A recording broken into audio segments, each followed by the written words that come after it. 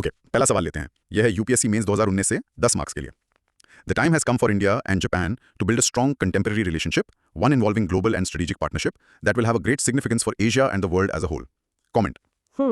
तो सवाल सीधा इंडिया जापान के स्ट्रॉन्ग स्ट्रेटेजिक पार्टनरशिप की जरूरत पर फोकस कर रहा है और इसका इम्पैक्ट सिर्फ एशिया पर नहीं पूरी दुनिया पर होगा। आंसर क्या कहता है इसमें? हाँ, तो जवाब की शुरुआत में यही बताया गया है कि इंडिया और जापान दो मेजर एशियन पावर्स हैं और उनके संबंध लगातार मजबूत हो रहे हैं और इनका एशिया और दुनिया पर सिग्निफिकेंट इम्पैक्ट है। इसमें पहला बड़ा पॉइंट है cooperation in the Indo Pacific region. Indo Pacific, हाँ ये तो आजकल काफी चर्चा में रहता है।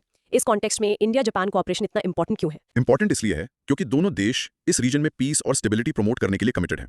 दोनों democracies, human rights, rule of law जैसी वैल्यूज शेयर करते हैं। Shared values. ओके, हाँ, तो उनका साथ मिलकर काम करना इस रीजन के जियोपॉलिटिकल डायनामिक्स को काफी हद तक शेप कर सकता है। इसमें शामिल है regional security, trade, investment, infrastructure development जैसे क्रिटिकल एरियाज पर कोलैबोरेशन। और दूसरे देशों के साथ भी। हाँ, और साथ ही वो यूएस और ऑस्ट्रेलिया जैसे लाइक माइंडेड कंट्रीज के साथ भी पार्टनरशिप्स बिल्ड कर रहे हैं। Aiming for a free and open Indo Pacific. हाँ, ये रीजनल कोऑपरेशन कितना जरूरी लगता है लिसनर को considering the current global scenario? मतलब सोचने वाली बात है। बिल्कुल। अच्छा, अगला पॉइंट है एशिया अफ्रीका ग्रोथ कॉरिडोर, एएजीसी। एएजीसी। हाँ, ये क्या इनिशिएटिव है? देखो, एएजीसी का मेन एम है एशिया और अफ्रीका के बीच कनेक्टिविटी बढ़ाना। पोर्ट्स, एयरपोर्ट्स, रोड्स, रेलवेज के नेटवर्क के थ्रू। Okay, connectivity. पर ये सिर्फ फिजिकल इंफ्रास्ट्रक्चर नहीं है। इसका focus people centred growth, social development और एनवायरमेंटल सस्टेनेबिलिटी पर भी है। बेसिकली इंडिया और जापान अपनी स्ट्रेंथ्स कंबाइन करके अफ्रीका में इकोनॉमिक और सोशल प्रोग्रेस सपोर्ट करना चाहते हैं। सोर्स में इसका कंपैरिजन चाइना के belt and road initiative BRI से भी किया गया है शायद। क्या एएजीसी को बीआरआई का अल्टरनेटिव समझा जा सकता है? हाँ, मतलब एजीसी को अक्सर बीआरआई का कॉम्प्लीमेंट या एक ऑल्टरनेटिव मॉडल की तरह देखा जाता है, खासतौर पर इसलिए क्योंकि बीआरआई पर डेट सस्टेनेबिलिटी और ट्रांसपेरेंसी जैसे इश्यूज को लेकर कुछ कंसर्न्स रेज हुए हैं। हाँ, वो तो है। तो एजीसी एक अलग अप्रोच लेने की कोशिश करता है। इसके लिए की सेक्टर्स भी आइडेंटिफाई किए गए हैं, जैसे agriculture, health, education, renewable energy और टूरिज्म। काफी सारे सेक्टर्स हैं। एक इंपॉर्टेंट कदम है। लिसनर क्या सोचते हैं? क्या इस तरह के इनिशिएटिव्स रीजनल डेवलपमेंट के लिए ज्यादा सस्टेनेबल हो सकते हैं compare to others? Interesting point. तो इस सवाल का कंक्लूजन क्या निकलता है फिर? कंक्लूजन यही एम्फेसाइज करता है कि इंडिया और जापान के बीच एक स्ट्रॉन्ग स्ट्रेटेजिक पार्टनरशिप न सिर्फ दोनों देशों के लिए बल्कि पूरे रीजन के लिए इकोनॉमिक, पॉलिटिकल और सिक्योरिटी बेनिफिट्स ला सकती है और ये एशिया और उसके बाहर पीस और स्टेबिलिटी मेंटेन करने में एक पॉजिटिव कंट्रीब्यूशन दे सकती है। समझ गई। तो एएजीओसी और इंडो पैसिफिक कोऑपरेशन इस पार्टनरशिप के की पिलर्स हैं। ठीक है, अब अगले सवाल पे चलते हैं जो इंडिया यूएस रिलेशंस के बारे में है। राइट, ये सवाल भी यूपीएससी मेंस 2019 से है, पर 15 मार्क्स के लिए। What introduces friction into the ties between India and the United States is that Washington is still unable to find for India a position in its global strategy, which would satisfy India's national self-esteem and ambitions. Explain with suitable examples. ये काफी interesting angle है। कह रहा है कि friction की वजह ये है कि यूएस की ग्लोबल स्ट्रेटजी में इंडिया के लिए ऐसी पोजीशन नहीं है जो इंडिया के नेशनल सेल्फ एस्टीम और एम्बिशंस को सेटिस्फाई करे। इंट्रोडक्शन इस पे क्या कहता है? इंट्रोडक्शन एक्नॉलेज करता है कि हाँ, यूएस ने 2016 में इंडिया को मेजर डिफेंस पार्टनर डेजिग्नेट किया था, जो एक बड़ा स्टेप था। हाँ, वो तो था। लेकिन फिर भी कुछ रीसेंट यूएस पॉलिसीज ऐसी रही हैं जो इंडिया के सेल्फ एस्टीम और एम्बिशन से अलाइन नहीं करती, जिससे फ्रिक्शन पैदा होता है। और इसका एक मेजर रीजन यही है कि यूएस की ओवरऑल ग्लोबल स्ट्रेटजी में इंडिया की स्पेसिफिक पोजीशन वो थोड़ी अनक्लियर है। तो आंसर में फ्रिक्शन के स्पेसिफिक एरियाज क्या बताए गए हैं? पहला पॉइंट है वेस्ट एशिया पॉलिसी। इसमें क्या कॉन्फ्लिक्ट है? यहाँ कॉन्फ्लिक्ट ऑफ इंटरेस्ट साफ दिखता है। यूएस का ईरान के प्रति काफी एडवर्सेरियल स्टांस है, जो इजराइल और सऊदी अरेबिया की पॉलिसी से अलाइन करता है। राइट। लेकिन इंडिया के लिए एक स्ट्रॉन्ग, यूनाइटेड और पीसफुल ईरान इंपॉर्टेंट है, ना सिर्फ ऑयल इंपोर्ट्स के लिए बल्कि स्ट्रेटेजिक प्रोजेक्ट्स जैसे चाबहार पोर्ट और international north south transport corridor, INST जिसे कहते हैं। हाँ, आईएनएसटी। तो यूएस की पॉलिसी जो ईरान के इन्फ्लुएंस को कम करना चाहती है, वो इंडिया के कोर इंटरेस्ट से टकराती है। ये इंडिया के लिए एक डेलिकेट बैलेंसिंग एक्ट है। बिल्कुल है, दोनों तरफ इंपॉर्टेंट पार्टनर्स हैं। अच्छा, अगला पॉइंट है अफगानिस्तान पॉलिसी। इससे कैसे फ्रिक्शन पैदा होता है? देखिए, यूएस का अफगानिस्तान से ट्रूप्स विड्रॉ करने का डिसीजन इंडिया के लिए चिंता का विषय था। इंडिया ने वहां पीस और स्टेबिलिटी के लिए काफी रिसोर्सेज इन्वेस्ट किए हैं। हाँ, काफी इन्वेस्टमेंट है। तो अफगानिस्तान में इंस्टेबिलिटी से इंडिया के लिए सीधे सिक्योरिटी रिस्क बढ़ जाते हैं, खासकर पाकिस्तान के तालिबान से नजदीकी की वजह से। कोई भी पीस ट्रील जो तालिबान को लेजिटिमाइज करता है, वो इनडायरेक्टली इंडिया के इंटरेस्ट को अंडरमाइन कर सकता है। रीजनल सिक्योरिटी पर इसका क्या असर पड़ सकता है, इस पर लिसनर के क्या विचार हैं? सोचने वाली बात है। ये भी एक कॉम्प्लेक्स सिक्योरिटी चैलेंज है। फिर है रशिया पॉलिसी। ये कैसे रेलेवेंट है? इंडिया के हिस्टोरिकली रशिया के साथ स्ट्रॉन्ग स्ट्रेटेजिक टाइज रहे हैं और रशिया आज भी इंडिया का एक मेजर डिफेंस सप्लायर है। हाँ, ट्रेडिशनल पार्टनर है। लेकिन यूएस रशिया को अपना एडवर्सरी मानता है और उस पर सीएटीएसए यानी countering America's adversaries through sanctions act के तहत सैंक्शंस लगाए हैं। सीएटीएसए, हाँ। ये यूएस लॉ एसेंशियली उन देशों पे प्रेशर डालता है जो रशिया से सिग्निफिकेंट डिफेंस इक्विपमेंट खरीदते हैं। इससे इंडिया के डिफेंस डील्स जैसे S-400 मिसाइल सिस्टम की परचेज वो सीधे कॉन्फ्लिक्ट में आते हैं। अब इंडिया कैसे इन दोनों क्रूशियल रिलेशनशिप्स को मैनेज करे? ये तो स्ट्रेटेजिक ऑटोनॉमी का टेस्ट है, बिल्कुल।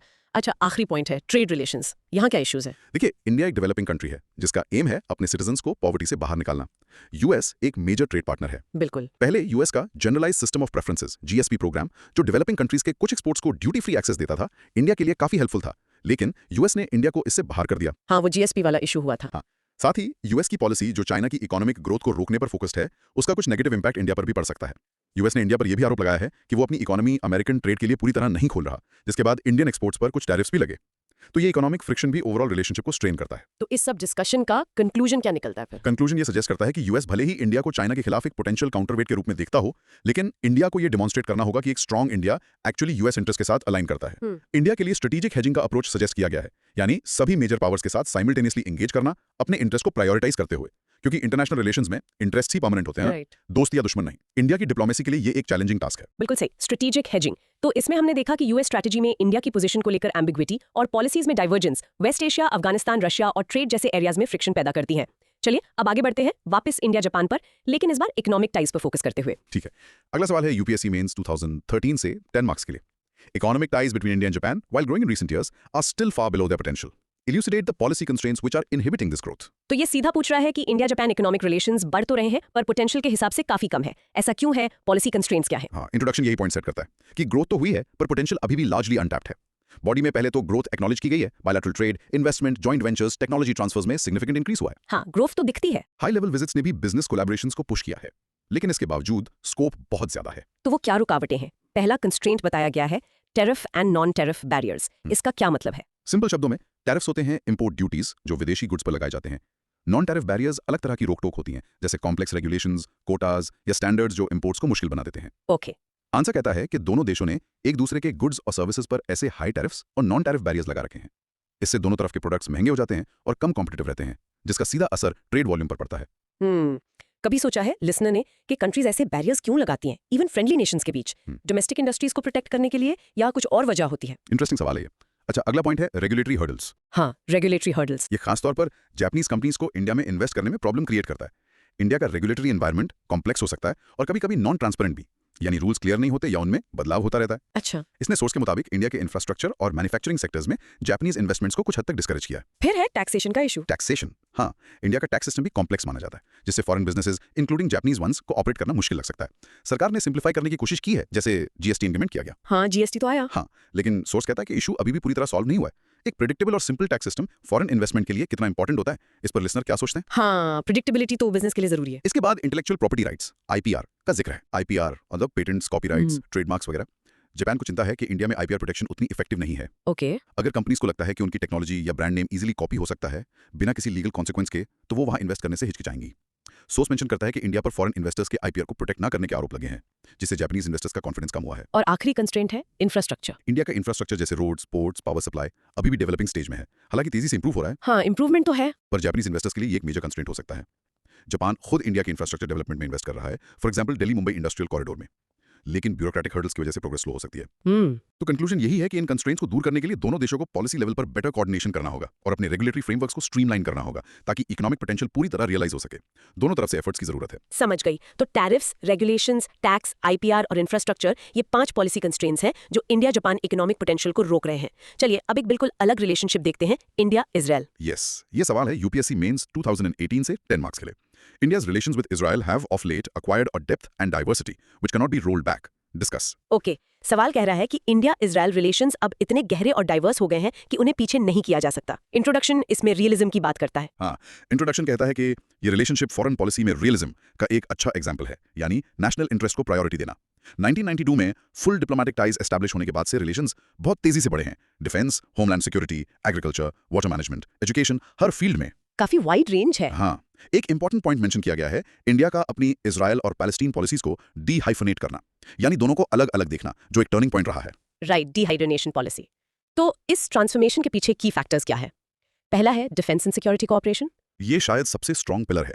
दोनों देशों ने डिफेंस और सिक्योरिटी में कोऑपरेशन काफी मजबूत किया है, खासकर काउंटर टेररिज्म, इंटेलिजेंस शेयरिंग और मिलिट्री ट्रेनिंग में। इससे इंडिया की क्रॉस बॉर्डर टेररिज्म से निपटने की कैपेबिलिटीज बढ़ी हैं। एक स्पेसिफिक एग्जांपल दिया गया है 2017 में इंडिया की $2 बिलियन की डील इजराइल से एडवांस मिसाइल डिफेंस सिस्टम्स खरीदने की। ये डिफेंस पार्टनरशिप इंडिया की सिक्योरिटी के लिए कितनी सिग्निफिकेंट हो सकती है? हाँ, ये तो काफी सिग्निफिकेंट लगती है। अच्छा, अगला फैक्टर है एग्रीकल्चरल कोऑपरेशन। इजराइल इसमें वर्ल्ड लीडर माना जाता है। बिल्कुल, एग्रीकल्चर में भी एक्सपर्टीज एक्सचेंज और नॉलेज शेयरिंग के थ्रू कोऑपरेशन बढ़ा है। इंडिया ने कई इजरायली टेक्नोलॉजीज अडॉप्ट की हैं, जैसे ड्रिप इरिगेशन, जिससे पानी की बचत होती है। हाँ, ड्रिप इरिगेशन। अलग अलग स्टेट्स में Indo Israel centres of excellence in agriculture भी सेटअप किए गए हैं। एक एग्जांपल है हरियाणा का इंडो इजराइल एग्रीकल्चर प्रोजेक्ट, जिसने वहां के फार्मर्स की क्रॉप यील्ड बढ़ाने में मदद की। क्या लिसनर ने अपने आसपास खेती में ऐसी मॉडर्न टेक्निक्स देखी हैं? प्रैक्टिकल इम्पैक्ट का अच्छा एग्जाम्पल है ये। फिर है इकोनॉमिक कोऑपरेशन। ट्रेड और इन्वेस्टमेंट के एरियाज में भी इकोनॉमिक टाइज गहरे हुए हैं। इजराइल इंडिया के टॉप ट्रेडिंग पार्टनर्स में से एक है। दोनों देशों ने इन्वेस्टमेंट प्रमोट करने के लिए जॉइंट फंड्स भी सेटअप किए हैं। एग्जाम्पल के तौर पर 2020 में एक जॉइंट इनोवेशन फंड लॉन्च किया गया था, जो दोनों देशों के स्टार्टअप्स को सपोर्ट करता है। ओके, स्टार्टअप इकोसिस्टम को बूस्ट। और लास्ट में कल्चरल एक्सचेंजेस का भी जिक्र है। हाँ, कल्चरल लेवल पर भी इंटरेक्शन बढ़ा है। कुछ इंडियन फिल्म्स इजराइल में शूट हुई हैं, इजरायली आर्टिस्ट ने इंडिया में परफॉर्म किया है। इससे पीपल टू पीपल कनेक्ट मजबूत होता है। सही। तो कंक्लूजन फिर से वही बात रीइंफोर्स करता है कि इंडिया इजराइल रिलेशंस अब इतने डीप और मल्टी फैसेटेड हो गए हैं, म्यूचुअल इंटरेस्ट्स और शेयर्ड वैल्यूज पर बेस्ड, कि उन्हें रोल बैक करना या कम करना मुश्किल है। ये एक स्ट्रेटेजिक पार्टनरशिप बन चुकी है कि रिलेशनशिप को इरिवर्सिबल माना जा रहा है। चलिए अब डिफेंस पर वापस आते हैं, लेकिन इस बार इंडिया के यूएस और रशिया के साथ डिफेंस डील्स को कंपेयर करते हुए। राइट। अगला सवाल है यूपीएससी मेंस 2020 से 15 मार्क्स के लिए। What is the significance of Indo-US deals over Indo-Russian defense deals? Discuss with reference to the stability in the Indo-Pacific region. ये सवाल सीधा इंडो यूएस डील्स की सिग्निफिकेंस पूछ रहा है, इंडो रशियन डील्स के कंपैरिजन में और खास तौर पर इंडो पैसिफिक स्टेबिलिटी के कॉन्टेक्स्ट में। इंट्रोडक्शन क्या कहता है? इंट्रोडक्शन सेट करता है कि इंडिया के लिए यूएस और रशिया दोनों के साथ रिलेशंस इंपॉर्टेंट हैं। यूएस के साथ टाइज शेयर्ड डेमोक्रेटिक वैल्यूज और स्ट्रेटेजिक इंटरेस्ट पर बेस्ड हैं, जबकि रशिया के साथ एक लंबी हिस्ट्री है डिफेंस कॉपरेशन की। ठीक है, तो पहले दोनों की डील्स की अलग-अलग सिग्निफिकेंस बताई गई है। इंडो यूएस डील्स की क्या सिग्निफिकेंस है? इंडो-यूएस डील से इंडिया को एडवांस मिलिट्री टेक्नोलॉजी, इक्विपमेंट और सिस्टम्स मिलते हैं, जिससे इंडिया की डिफेंस कैपेबिलिटीज एनहांस होती हैं। Technology transfer? ओके। हाँ, यूएस के साथ कोलैबोरेशन से इंडियन और यूएस आर्म्ड फोर्सेस के बीच इंटरऑपरेबिलिटी इंप्रूव होती है, यानी साथ मिलकर ऑपरेट करने की क्षमता। और ये यूएस के साथ इंडिया का स्ट्रेटेजिक अलाइनमेंट भी बढ़ाता है। और इंडो रशियन डील्स की सिग्निफिकेंस? इनकी इंपॉर्टेंस इनकी हिस्ट्री और रिलायबिलिटी में है। रशिया एक कंसिस्टेंट सप्लायर रहा है डिफेंस इक्विपमेंट, स्पेयर पार्ट्स और मेंटेनेंस सपोर्ट का। हाँ, ये तो है, रिलायबल पार्टनर। बिल्कुल। रशिया से डील्स इंडिया को अपने डिफेंस प्रोक्योरमेंट को डाइवर्सिफाई करने में मदद करते हैं और स्ट्रेटेजिक ऑटोनॉमी मेंटेन करने का ऑप्शन देते हैं, यानी किसी एक पावर पर डिपेंड ना रहना। ये स्ट्रेटेजिक ऑटोनॉमी इंडिया जैसे देश के लिए क्यों इतनी इंपॉर्टेंट है? What does the listener think? अच्छा पॉइंट है। अब सवाल के मेन हिस्से पर आते हैं। इंडो यूएस डील्स का इंडो रशियन डील्स पर एज क्यों है, स्पेसिफिकली इंडो पैसिफिक के कॉन्टेक्स्ट में? पहला पॉइंट है टेक्नोलॉजिकल एडवांसमेंट। हाँ, सोर्स के अनुसार इंडो यूएस डील्स अक्सर इंडिया को cutting edge military technology provide करते हैं, जैसे high and aircraft, advance missile systems, surveillance equipment, जो कुछ केसेस में रशियन ऑफरिंग से सुपीरियर हो सकती हैं। Superior technology, okay. दूसरा point interoperability and joint operations. US के साथ डील्स इंडियन और यूएस फोर्सेस के बीच बेहतर इंटरऑपरेबिलिटी पॉसिबल बनाते हैं थ्रू जॉइंट एक्सरसाइजेस, ट्रेनिंग वगैरह। हाँ। इससे इंडो पैसिफिक रीजन में अगर कभी जॉइंट ऑपरेशंस की जरूरत पड़े तो कोऑर्डिनेशन सीमलेस हो सकता है। तीसरा strategic alignment. Indo US deals एक क्लोजर स्ट्रेटेजिक अलाइनमेंट रिफ्लेक्ट करते हैं, जो इंडो पैसिफिक में शेयर्ड सिक्योरिटी कंसर्न से ड्रिवन है। ये नेचुरली डिफेंस कॉपरेशन को गहरा करता है। चौथा diversification of defence partnerships. US के साथ डील्स इंडिया के लिए डाइवर्सिफिकेशन का एक और एवेन्यू है। ये रशिया जैसे सिंगल सप्लायर पर डिपेंडेंस कम करता है और इंडिया की स्ट्रेटेजिक ऑटोनॉमी को एक्चुअली बढ़ाता है बाय गिविंग मोर ऑप्शंस। अच्छा, डाइवर्सिफिकेशन मतलब ऑटोनॉमी। और पांचवां, टेक्नोलॉजिकल सुपीरियरिटी। ये पॉइंट एसेंशियली पहले पॉइंट को रीइंफोर्स करता है कि इंडो यूएस डील्स इंडिया को क्रिटिकल एरियाज में एडवांस्ड कैपेबिलिटीज ऑफर कर सकते हैं, जैसे next generation fighter aircraft, missile defence systems, intelligence sharing platforms, जो इंडो पैसिफिक में एक टेक्नोलॉजिकल एज प्रोवाइड कर सकते हैं। तो कंक्लूजन ये निकलता है कि Indo US defence deals technological superiority, enhanced interoperability और क्लोजर स्ट्रेटेजिक अलाइनमेंट ऑफर करते हैं, जो इंडो पैसिफिक में स्टेबिलिटी को सपोर्ट करते हैं। जबकि इंडो रशियन डील्स इंडिया के लिए इंपॉर्टेंट है अपनी जगह। सोर्स सजेस्ट करता है कि Indo US cooperation regional security challenges को एड्रेस करने और एक रूल्स बेस्ड ऑर्डर मेंटेन करने में ज्यादा पिवटल रोल प्ले कर सकता है आज के कॉन्टेक्स्ट में। काफी न्यूआंस्ड कंपैरिजन है, दोनों इंपॉर्टेंट, लेकिन इंडो पैसिफिक के लिए यूएस डील्स का रोल ज्यादा क्रिटिकल बताया गया है due to technology and alignment. ठीक है, अब हम साउथ चाइना सी के कॉम्प्लेक्स इशू पर चलते हैं और देखते हैं कि इंडिया चाइना के बायलैटरल इश्यूज इससे कैसे जुड़ते हैं। ठीक है, ये सवाल है यूपीएससी मेंस 2014 से 12.5 मार्क्स के लिए। With respect to the South China Sea, maritime territorial disputes and rising tension affairs, the need for safeguarding maritime security to ensure freedom of navigation and overflight throughout the region. In this context, discuss the bilateral issues between India and China. सवाल काफी clear है। South China सी में disputes हैं, tensions हैं, freedom of navigation important है। इस background में India और चाइना के बीच के बायलैटरल इश्यूज क्या हैं और वो इस सिचुएशन को कैसे अफेक्ट करते हैं? इंट्रोडक्शन यही सीन सेट करता है। साउथ चाइना सी में कॉम्प्लेक्स मैरिटाइम टेरिटोरियल डिस्प्यूट्स हैं, चाइना काफी असर्टिव है और फ्रीडम ऑफ नेविगेशन इंश्योर करना ग्लोबल कंसर्न है। हाँ बिल्कुल। इसी कॉन्टेक्स्ट में इंडिया और चाइना के अपने जो इश्यूज हैं वो इस सिचुएशन को और कॉम्प्लेक्स बना देते हैं। तो बॉडी में इन बायलैटरल इश्यूज पर फोकस है। पहला और सबसे बड़ा इशू बॉर्डर डिस्प्यूट। यस, ये इंडिया चाइना रिलेशंस में एक कांस्टेंट सोर्स ऑफ टेंशन है। दोनों देशों के बीच एक लंबी अनडिमार्केटेड बॉर्डर है जिस पर डिसएग्रीमेंट्स हैं। कई बार मिलिट्री स्टैंड ऑफ्स भी हुए हैं, जैसे पैंगोंग लेक एरिया में या अरुणाचल प्रदेश के कुछ सेक्टर्स में। इस बॉर्डर डिस्प्यूट से दोनों देशों के बीच ट्रस्ट डेफिसिट बहुत बढ़ गया है और इसका असर बाकी एरियाज में कोऑपरेशन पर भी पड़ता है, including maritime issues like South China Sea. एक अनरिजॉल्व बॉर्डर डिस्प्यूट दो देशों के बीच दूसरे फ्रंट्स पर कोऑपरेशन को कैसे इंपैक्ट करता है, ये सोचा है लिसनर ने। ट्रस्ट डेफिसिट तो हर चीज को अफेक्ट करता है, सही बात है। अच्छा, अगला पॉइंट है Chinese presence in the Indian Ocean. China Indian Ocean region IOR में अपनी मिलिट्री और इकोनॉमिक प्रेजेंस तेजी से बढ़ा रहा है, जो इंडिया के लिए एक स्ट्रेटेजिक कंसर्न है। हाँ, ये तो है। चाइना ने जिबूती में अपना पहला ओवरसीज मिलिट्री बेस बनाया है। साथ ही वो श्रीलंका, पाकिस्तान, मालदीव जैसे देशों में पोर्ट्स और दूसरे इंफ्रास्ट्रक्चर प्रोजेक्ट्स में हेवीली इन्वेस्ट कर रहा है, पार्ट ऑफ BRI। सोर्स कहता है कि इंडिया इसे अपने लिए एक एनसर्कलमेंट की कोशिश के तौर पे देखता है। स्ट्रिंग ऑफ पर्ल्स थ्योरी, हाँ। हाँ, उसी से जुड़ा हुआ। इससे IOR में एक पावर स्ट्रगल का परसेप्शन क्रिएट होता है। इकोनॉमिक कंपटीशन भी एक फैक्टर है। बिल्कुल, दोनों एशिया की मेजर इकोनॉमिक पावर्स हैं और रीजन में इन्फ्लुएंस के लिए कॉम्पीट करती हैं। चाइना अपना belt and road initiative BRI के थ्रू अपना इकोनॉमिक फुटप्रिंट बढ़ा रहा है। सोर्स के मुताबिक इंडिया इसे चाइनीज इन्फ्लुएंस बढ़ाने की कोशिश मानता है, जो इंडिया के इंटरेस्ट के अगेंस्ट हो सकता है। इससे भी दोनों के बीच टेंशंस बढ़ती हैं। और आखिरी पॉइंट है स्ट्रेटेजिक राइवलरी। जनरली इंडिया और चाइना को रीजन में स्ट्रेटेजिक राइवल्स के रूप में देखा जाता है। चाइना एक एस्टैब्लिश्ड पावर है जो ग्लोबल एम्बिशंस रखता है, और इंडिया एक रैपिडली राइजिंग पावर है जिसे अक्सर चाइना के इन्फ्लुएंस का काउंटर बैलेंस माना जाता है। ये राइवलरी का नैरेटिव भी ओवरऑल रिलेशनशिप को कलर करता है, और इसका इंपैक्ट साउथ चाइना सी जैसे इश्यूज पर भी पड़ता है, जहां दोनों के इंटरेस्ट डाइवर्ज कर सकते हैं। तो कंक्लूजन ये है कि इंडिया और चाइना के बीच के ये bilateral issues, border dispute, IOR presence, economic competition, strategic rivalry, South China Sea की सिचुएशन को कॉम्प्लिकेट करते हैं और रीजनल सिक्योरिटी के लिए कंसर्न है।